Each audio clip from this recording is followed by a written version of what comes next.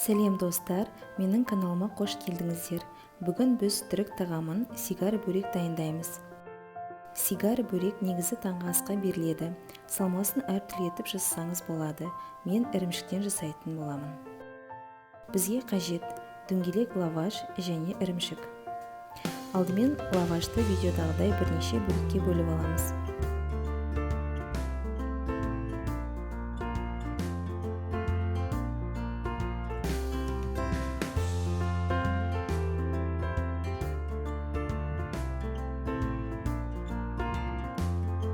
Салмасына ірімшік қажет, оны таяқша етіп кесеміз.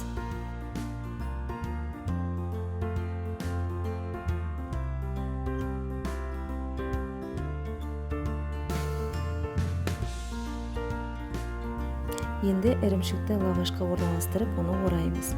Ашылып кетпеу үшін екі шетін видеода көрсетілгендей етіп бүгеміз. Шетіне жұмыртқа немесе қарапайым суды жағып жабыстырамыз.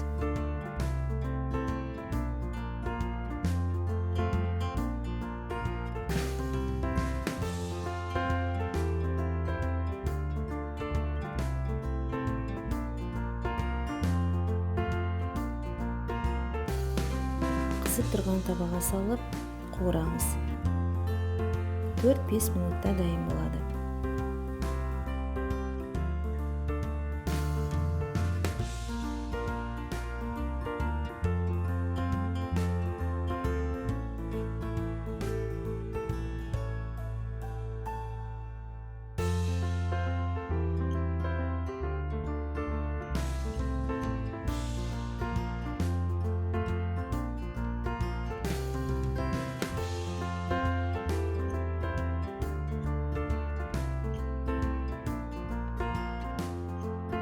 Бөректер дайын, дәмді, қытырлап болып шықты.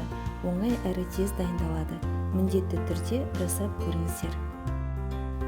Каналға тіркеліп, лайк басуға ұмытпаңыздар. Сізбен болған Айман Мусилова.